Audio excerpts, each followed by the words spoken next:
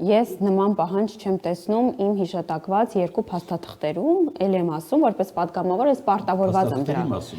Գիտեք, Ալիևի բանավոր հայտարարության մասին։ Ես չեմ կարող հիմնվել բանավոր խոսքերի վրա, հատկապես եւ որ Ալմատի հռչակագիրը երկու փաստաթղթերում ամրագրված է, որպեսզի հարաբերությունները կարգավորող փաստաթուղթ։ Մենք երկուսս համաձայնել ենք, որ միմյանց նկատմամբ որևէ տարածքային պահանջ չունենք։ Սա է եւ ինձ խոսույթի մակարդակում որևէ բան չի հետաքրքրում, որտեղ նախագահան, եթե ես հարգում եմ ինստիտուտը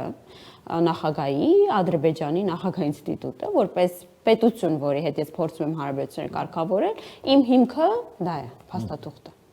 Այսինքն Հայաստանի իշխանության արձագանքը հնչածին համարժեք եք համարում։ Այո, ես համարժեք եմ համարում նաև այն դիտարկումը, որի մասին ես էլ ինքս խոսել եմ տարբեր եթերում, ես կարծում եմ, որ պատմությունից էլ ակնհայտ է, որ մեր ինքնիշխանությունն եւ սուվերենությունը ամեն մեկ պետության փոխկապակցված են եւ յուրաքանչյուրի շահերից է բխում մեր ինքնիշխանությունն ու սուվերենությունը եւ մենք բոլորս մի նավի մեջ ենք եւ մեր խաղաղության պայմաններում է, որ կկարողանանք պահպանել